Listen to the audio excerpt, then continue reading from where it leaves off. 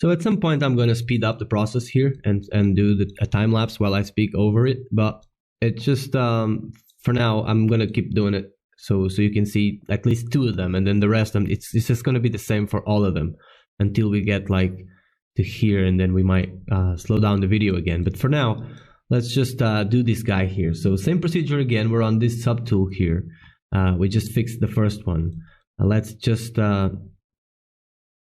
select the middle part here, which should get all the hairs, grow all, and then turn it around, see if everything is still there. So we got everything, so pretty cool. With this selected, we're just going to go split hidden, okay? And now we're working on this one. Now, on this specific one, we want to tweak its shape first, maybe just get it over there, more or less the same size, okay? Maybe we don't need this curve to be as abrupt, so we're just going to bring them in a little bit. There's no problem that they're close, okay, because that's more than enough space in a 4K texture, which is our plan to have. Let's see, they're bending a bit over here, so let's just also move these guys a bit here. See, please note that I'm like moving it really slow because you don't want to do this, okay? You don't want to do that. You're gonna get some of the hairs that get really thick, okay, and some might get really thin here on the tip, like, and you don't want to do that, okay? So I'm doing Control Z to get back on this. You want to just tweak here and there. This is the way to move it. Small touches here and there, okay, if you really want to move it, okay? Just pay attention to that. Now we'll take a render and see what's going on. We need some empty spaces here, and we have some cool effects over here which are okay, but we kind of need a bit more empty space. So I'm going to give it a bit of room here. I'm going to actually enlarge this a little bit here on the sides. It's just going to make the hair strands a bit thicker. But then I'm going to start Control Shift clicking. It will select one, then I'll invert the selection, and I'm just going to create a hole here. Just keep clicking them until they disappear here, and we get less hairs than we want, or than we have. So there's a hole there. Let's do one here on this side as well, somewhere around here. We just keep selecting them, and they'll go away because we have polygroups for each. So a bit more room over there. If we turn off the plane, we can actually see better where the holes are. So we have a bit there, we have a bit there, bit there. Maybe here we can start to see something coming up as well. So I'm just removing hairs. Not sure I like all of these here. So just remove them and move this, well, move topology in this case. I just want to move these guys across a little bit. I don't want to break them, so maybe a bit bigger. Something like so.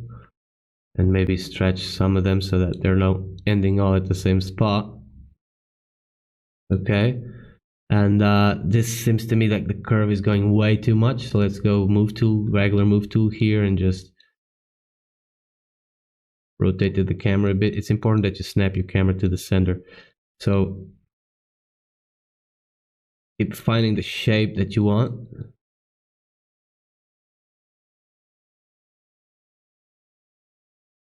Okay. Now over here it's quite dense. I rather have a bit of empty space here as well. So I'm going to continue control clicking here to remove some hairs. There.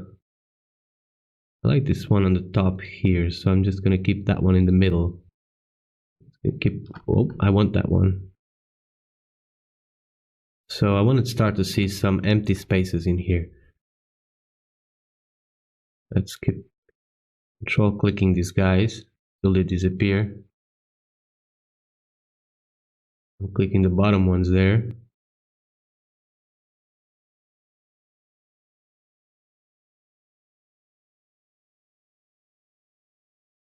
So not sure I'm really fond of this gap here.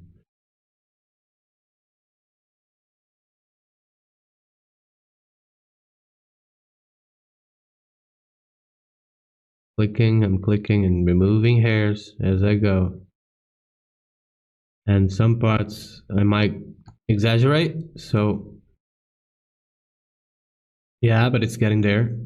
So over here, maybe we have a lot. These ones here on the bottom. So I'm just gonna dig in and try and find some negative space.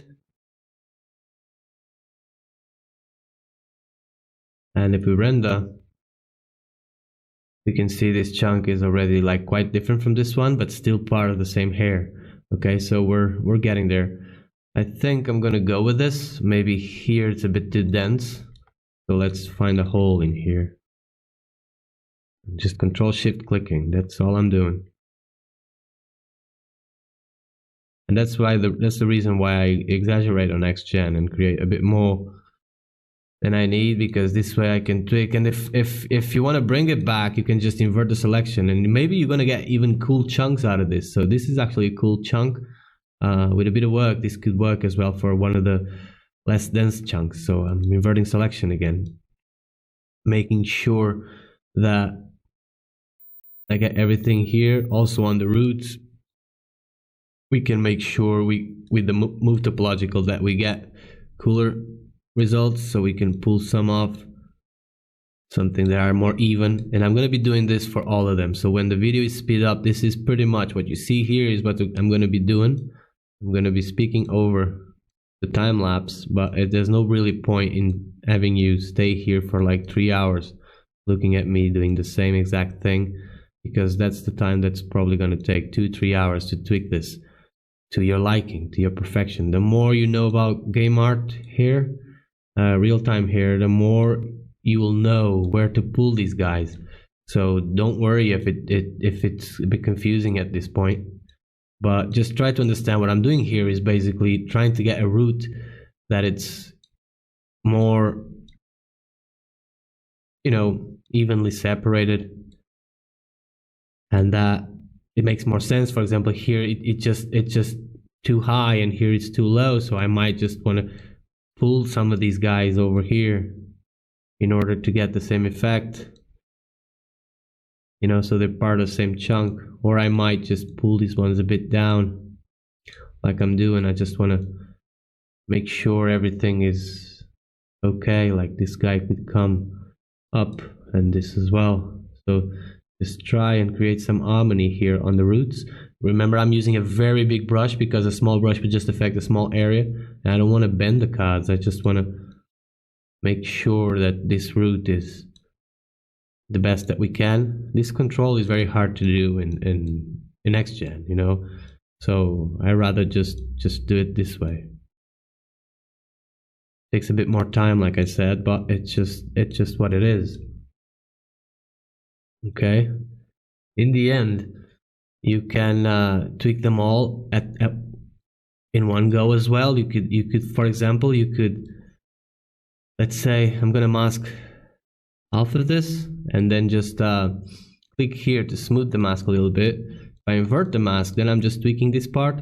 If I want to make this a bit straighter, I could also use the bend curve, not the bend curve, the deformer, which is basically you click on this button here and you get something that is the deformer here. You click it. Well, the mesh is partially hidden. That's because I haven't deleted yet the pieces that I removed. So I'm going to split hidden, and that removed that other part that I had there. So now I can just go here and click deformer, and that's going to give me a deformer here, which basically, it's kind of counterintuitive in terms of selection. All these dots, if you move them, they're going to move your thing around. Okay, you can decide the number of dots here. If so, in this row specifically, if I increase this on this orange thing, it's just going to increase the number of dots that I have to manage. So if I just Control Alt to unmask these areas, which is basically how you select them, you unmask them, and if you don't want to see them, you mask them. Okay, so unmask selects it, and masking unselects it. So if you unselect these now, because we have some points here, the interpolation is going to be just between these 2 points, so that's why you increase the dots. But once you do that, This is pretty much like an FFD in Studio Max, if you know what I'm talking about. I'm going to actually mask these two and bring this tip here a bit forward. You can see I can tweak them all at the same time like this. And I'm going to have a pretty much closer result to what I'm looking for, and just adjusting all at the same time after I have adjusted them individually a little bit. Once you're cool with that, you just can come here and click accept, and it's going to be all right. So you can then remove the mask, and because we split hidden, now we have this chunk here that is an extra one that we might use. So let's just drag it to the side there, and we keep it there. I'm going to actually Alt Shift and click here to bring it to the bottom, and I'm going to rename this as extra one in case we need it. Okay, I have caps lock turned on, but don't mind this. So we're going back to this guy here, which is what we were working, and we can put the eye on this guy, and we have our second chunk pretty much done. Okay, I'm gonna do another one just because there might be a new challenge to it or whatever, and new something that I can show you, and the rest is just going to be a time lapse up to wherever it's relevant, basically.